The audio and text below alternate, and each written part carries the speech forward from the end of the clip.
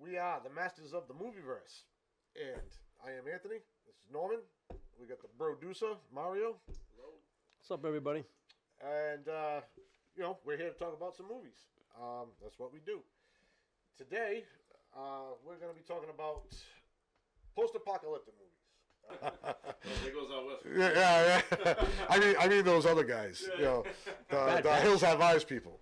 So my next movie is The Bad Batch. Bad Batch. Yeah, Yes. right. You're very right. But not this Bad Batch. This Bad Batch. This is number 17 on my list. his style is chubby. Just went flat. Just for show now. Ever seen it? Bad Batch? Ever seen it? No, I don't think so. It's Maybe, but kind of obscure movie, which is surprising with the star power that it has. But this is another one. Not sure if it would qualify as. Did you see this, Mario? Bad Batch? No. It's on Netflix. It's a good movie up until the ending. I'll just say right off the bat. And I was very disappointed with the ending on this. It looked like it was going somewhere good, and it just kind of fell flat. Which sucks too, because like the first 20 minutes they could have like just cut that into like 5 minutes and put a little time into the ending. But it's about, so maybe not post-apocalypse. I don't really know.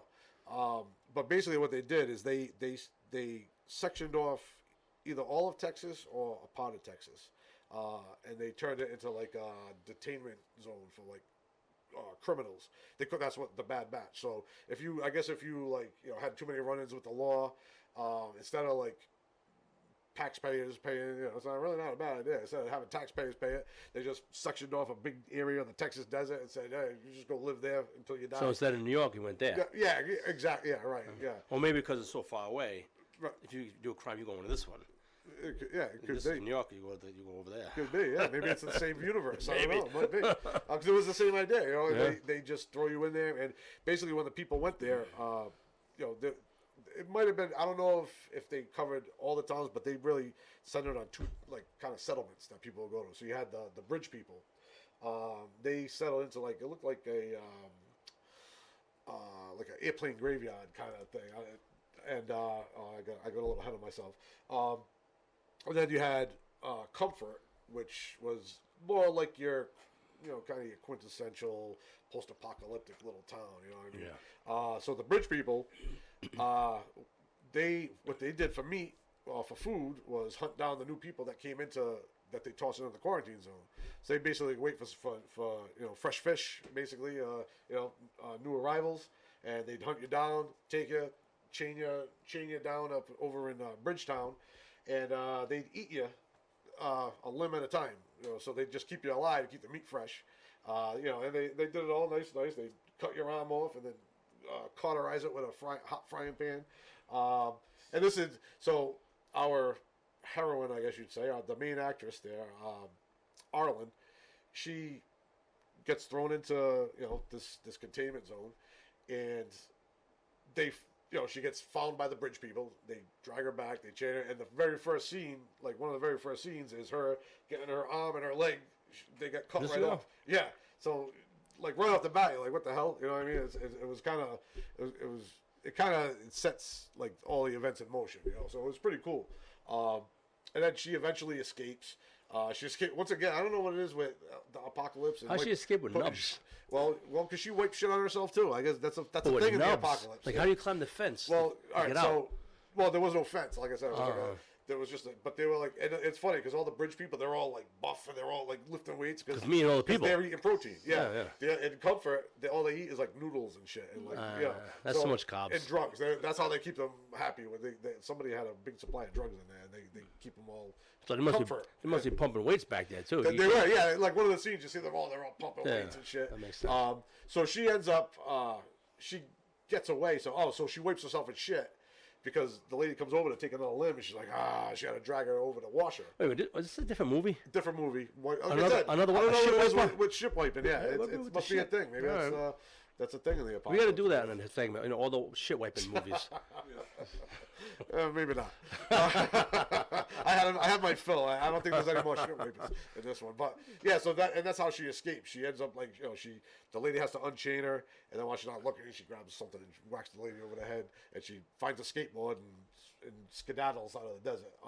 And then she goes back to the other town. comfort. She kind of like settles in over there, but she doesn't like them either. They're all like kind of weird, and so she's kind of like she's a bad batch in the bad batch, I guess. But what's funny about this movie is the star power. In this. Jason? Nobody's yeah. You got Jason Momoa. All these people. I mean, that's the. I mean, All these people in this movie? Yep. Really? Jim Carrey, Keanu Reeves, What's Diego in this Luna. movie? Bad Batch? The Bad Batch. Yep. Well, yeah, this movie come out. I missed that one. Probably. I don't know. I like- Not too long ago. It's only like a few years ago. I like all these guys. I mean, Yeah. he's all right. Yeah. So it's why it's like it's weird that it's so obscure, but you know, but Interesting. just prepare yourself. I think if you know the ending's gonna suck, it won't suck as bad. You know, sometimes when you know that. So, all right. So moving on to number 16. It Comes at Night. Kind of sounds like a horror movie or something like that. That's what she said. It comes on who? It Comes at night. comes at M. Night All right, Shyamalan. gotcha. I don't know. It comes only at night. Makes sense. All right. I banged the table. All right. So so basically, this one's another. I guess it's post-apocalypse. Another virus thing. So another virus breaks out. This one, it was. This had a few stars in it too. You got Joel Edgerton. And that guy. one other guy. Yeah, there's a couple of like kind of lesser known actors. Basically, he owns a house. They're like kind of way in the woods. And they're like this. They're like one of those people that like no contact whatsoever. Like anybody finds this house, we kill them. You know, that's like the rule. Because really, I mean, what do? If you say you give them, even if you give them some food, you're nice to them, and you let them on their way, you know if they're gonna come back later. You know what I mean? Right. You don't have to walk For seconds. Yeah, seconds or whatever. You know, or they just want your shit. Right. And so, starts out like early in the movie. Their house is set up where it's all boarded up. They got they got like a door that separates, like I guess it must be like an in-law like setup or something like that. Where you got like there's one door that separates the two parts of the house, and that's that red door that you saw in the earlier screen. So one night they're in bed and they hear somebody rummaging around the house. So you know he gets up, they get up, and then the guy's starting to trying to break down that red door, and From the outside, getting to get from in. the outside, trying to get in. So anyway, door busts open, shots are fired. Nobody gets hurt, nobody gets hit. But then he's got this guy, and he captures him, and he starts talking to him. I don't think I have a picture of the guy, but the guy's like, "Oh, I got a wife, I got a kid." You know, he's telling him like the guy, he doesn't want to kill him, you know, but he knows that that's probably he should just to protect his family. It's one of those like conundrums where, you know, so it's like one of those morality questions, you know, ethics, morality. You know, at what point do you draw the line? It's a really good movie. I thought it was. It kind of has a little bit of like horror like themes to it, like a little bit like that. Something starts to, like they start hearing shit at night, and it's a lot of tense moments in it. So definitely recommend it. It's in the lesser half of my top 20, and I'm not gonna spend more time on it because we're at number 15. We got through the first quarter of my list, and we're only like 2 hours in. No, so all right. About 40 minutes. All right, so Cargo. Have you seen this one? This is another. Obviously, it's like a zombie. That eats honey? It's a. He's a Australian zombie movie. And it's mess. a little bit they're kind of nasty zombies. He's got nice hair though. There's breeds. You know, you got they get I guess they love honey. they get into the beehives, I guess, and that's no, it's just like I guess it's like their version of zombie. Like I said, it's Australian made. Martin. I remember that guy from something. Yeah, Martin Freeman. Oh yeah, it's The Hobbit. It's, Bilbo, yeah. Okay, yeah. But yeah, the whole thing is early on. That was his wife. She gets bit early on. She Bit ends by up what? biting him. One of these they're like these zombies zombie too? things. Okay. Yeah. So it's the same deal where they bite Same you, premise. you turn. Yeah. But he's got his baby, and he gets bit by her with the baby on it, and that's where the title Cargo comes in. Like he ends up before he dies, he's trying to get his baby to somewhere safe because they're out in like the outback of Australia. Yeah. He finds this Aborigine. I believe it was a girl. I want to say. Looks convenient. And well, not Actually, because he's trying to hook up with somebody that can get him to like where like there's still because there's like still pockets of people around. Right. But he's just trying to get the baby somewhere safe before he turns. And, I won't give away the ending, but with the baby on his back, if he does turn, he can't, like, get at it. You know what I mean? So, You can't eat the baby. yeah. But, I mean, eventually, obviously you You can't don't like want just go like this and like pop the baby's head off. You can't reach. Like, there's no way you can eat that baby. All right, maybe you could. I'm not going to tight writing speculate. there, Yeah. Well, all right. So we'll move on from number 14. Totally safe. Number 14, Survivalist. Really good movie.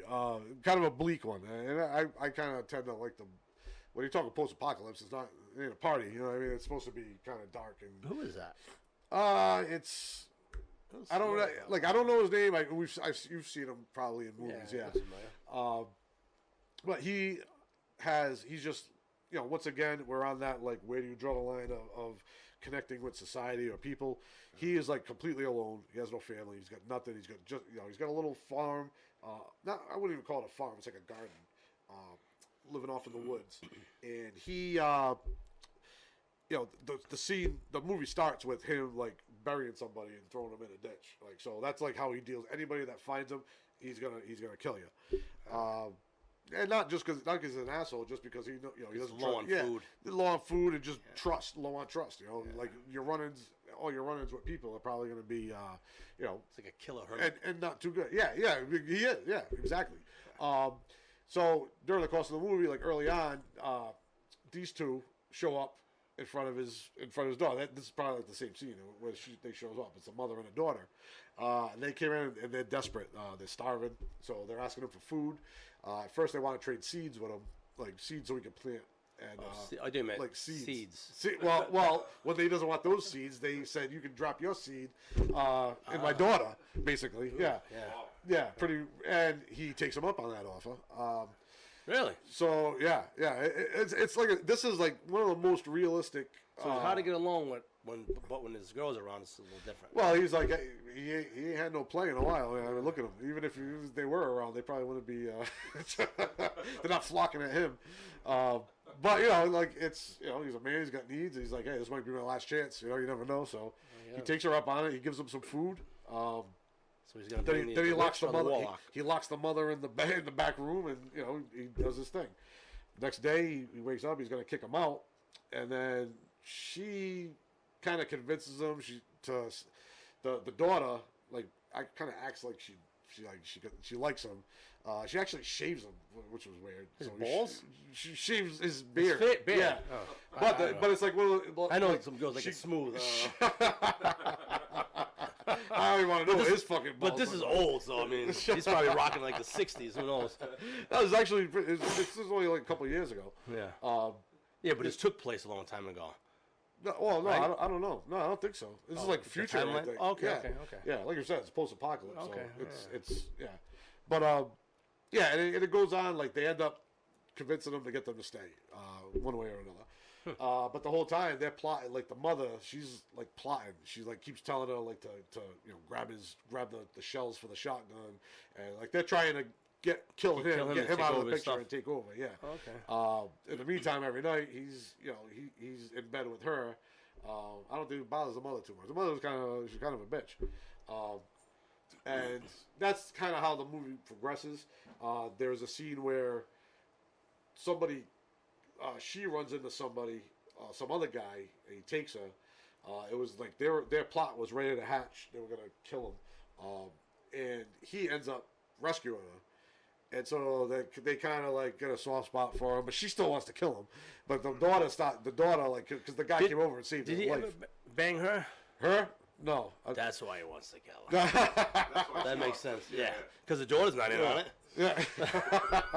Yeah, but he almost dies rescuing her. And then she's like, just let him die. And she's like, well, he saved my life and this and that. And so finally she's like, all right, they save him. And but all in all, I mean, that's like the main plot line, but there's a lot of things going on, and it really, really interesting. What's wrong with the world? I think it's a virus because he asked people if Okay. they're sick. Yeah, I think it was another virus situation. Book of Eli. Book of Eli. It was a good movie. Yeah. I mean, it probably moved up a few points just because of Denzel's in it. Yeah. I thought it was pretty good in it. I thought it was an interesting kind of concept. I mean, really, I don't even remember what It was like a soft version of the Road Warrior. yeah, like yeah, really kinda, soft. yeah, really, saying? yeah, like right. the same concept, but without all the creepy violence. Yeah, right. Well, they based it on him like he was. He had the Bible, right? That Yeah. was the. And, He was trying to bring back Yeah. like hope and you to know, people. Gary Oldman, who plays the villain, Yeah. he likes the fact that he's got control over. He Right. doesn't want that shit coming back. Right. So yeah, that was like the whole premise of the movie. But it was a good movie. You know, some It good was. action scenes. Yeah, it was a good, good movie. good. You know. Good Obviously, stuff. he's blind, teaches you how to fight. Blah blah Right. blah. Yeah. Some good sword fights and all that stuff. But yeah, it just nothing remarkable about it. It was just a. Pretty Yeah, I don't know decent movie. why it was. What was wrong with that world? It was just like I Yeah, said. It was like I don't remember. I don't know if it was a nuclear war a long time ago, like the Road Warrior. Yeah, but it was maybe. something wrong because it was like Yeah, there was no Walmart there. I think maybe it was because there was a thing with the sun. Like, remember didn't they have to wear glasses like when they were out in the sun or something? I thought. I don't know, he wore glasses. He was blind. He didn't want his eyes. So I thought everyone I thought there was like some kind of exposure thing. Yeah, I I thought don't maybe it was like an ozone. layer or if you something. know, put it in the comments in the bottom. Yeah, please do. All right, number 12, Shaun of the of the Dead. It's one of my favorites. It was a good movie and it was funny as hell. Probably Simon Pegg's best performance I in can't my remember if I opinion. saw it tonight. Is this the one they were killing zombies with rickets? Yeah. Okay. I remember Yeah, that. I mean, it was way off the wall, but I mean, it was well made. I think one of like the funniest thing about it was like the very first scene. He's like walking to the store. He's like all tired. He's like walking by people and they're just kind of like walking around, like. And then later on, after the zombie apocalypse happens, like all the same people are walking around, and he's walking around, and he's like a zombie, and he's just like he doesn't even recognize like anybody's a zombie. And it's just kind of like a a statement about just people are friggin' idiots. But that's one of my favorite scenes. They were doing the. You see this movie, Mario? Yeah, but The part where they were doing the white lines, and they're like digga, and then zombies like, and they still don't notice it. But yeah, I mean, this is just this is what knocked Zombieland out for me, because this came before it, I believe, and this was well funnier. So Shaun of the Dead, that's gonna come in at number 12. Number 11, Children of Men. Have you seen that one? No. You got what's his name there? I just saw him on Curb Your Enthusiasm. He's, he's on there. Clive Owen. Yeah, Clive Owen. Yeah, I like him. So all right, so this one is you got Clive Owen. He's kind of like just like I guess he's like a slacker kind of. I don't know. He seems like he's got like kind of just like he's almost like John Anderson in The Matrix. Like he's just got like kind of like an office job, just kind of like living his life. He's not really, he was divorced. I guess later on you find out he had a son who dies early on, and I think this one was all right. So the premise in this. So that was what makes this kind of stand out is the apocalypse was everybody's sterile. Like all of a sudden, just nobody could have kids anymore. And the movie takes place like 18 years after that event. So the movie starts out there like you see like a news story about the youngest human being, this guy, and he dies. So it's like a big tragedy. Everybody's like, oh, because he was the last baby to ever be born. Right. So just like to give you an idea, like what's going on, and like society's breaking down. It takes place in England, and I guess everywhere else is like fell apart, and England's kind of on the brink of it, but they're like one of the last countries that are kind of still holding together, and so. What happens is he ends up like his ex-wife who had the son with that died. She gets in contact with him. Actually, by getting in contact, she has some people like put a hood over his head and kidnaps him off the street, throws him in a van, and she's a member of this like terrorist, or they call them terrorist organization. I guess they kind of are, but she tells him that she wants him to take this woman to get her out of the country, to go to this, they call it the Human Project, which is kind of like, I don't know, like a Greenpeace type thing, but they're trying to research on how to get, people why what this happened? Why did everybody just go sterile all of a sudden? Right. Come to find out, this lady's pregnant. So that starts the thing. He's trying to get away. So first of all, he finds out that his wife's little group there wants to kill him, get him out of the picture, because his wife actually like trusts him. She knows him well. She knows he's a trustworthy guy, and if he's got good morals. You know what I mean? So she tells her, if anything happens to her, to trust him, and she ends up getting shot, the wife. So she trusts him over the group that took her in, and so they start chasing him. When he finds out that they're gonna kill him, they start chasing him. He goes on the run, and it's just it takes off from there. They end up in like a quarantine zone, a refugee zone, which it kind of reminds. It's like kind of like almost like. Did you ever see the Pianist? Probably not. It's almost like just like the prison camp, like they sectioned off a big Like area. District, Yeah, something like that. They just threw them all in there. He ends up in there with her trying to get out. It's very it's an interesting concept on the apocalypse. What's wrong? Is it another virus or something? No, it's like I said. That's all that happened was that everybody went sterile. Like nobody could have babies no more. Right, Yeah. right. So it was probably fine The for a girls while. can have baby, or the boys can't put the seed in? I'm not sure which one it was. I'm not sure. Balls or the It vagina's might have been. broken? I don't know if they never. I don't think they ever said who it was. But No yeah, blame, huh? but it was an interesting take, and it was a good movie. You know, Clive Owen's a great actor. Yeah, you had some really good actors. You got Michael Caine. I forget who plays his wife, but she was a big actress too. The Chiwetel Ejiofor, you know that guy. Let's see her face. I know. And I'm probably butchering that name, but you'd know him if you've seen him. But yeah, some really, really good acting in it, and a really good story. It's probably a lot of people have this probably higher on their list. People that are into the post-apocalyptic stuff. So, but this, yeah. So this comes in at number 11. So now we're getting into my top 10 finally.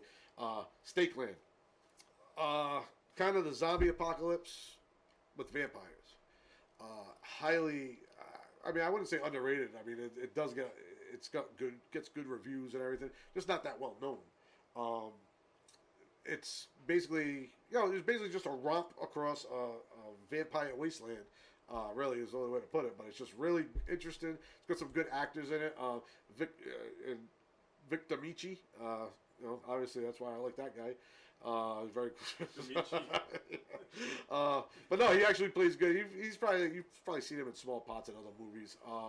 But it's really just it's got all the vampire kind of like lore and ethos. Oh, you stab him in the heart with a stake. I don't know about the garlic stuff, if that's in it, but that's basically it. Like they're trying to, and he finds this kid. These are some. Actually, that's like a cult that was into the zombies. Then this guy ended up becoming a zombie. But it was really just the plot was pretty simple. Like I said, it was just them trying to survive in a zombie wasteland. But if you watch it, it's got a lot of tense moments, a lot of good action scenes. So instead of a zombie, there's a vampire wasteland. Right? Yeah, exactly. So it's something vampires different. slowly taking over the human race. Kind of, yeah. They were like for the most part, they were mindless. They weren't like really. They were just like kind of like come at you like that. But a couple of them would become like kind of like this guy was a little bit more.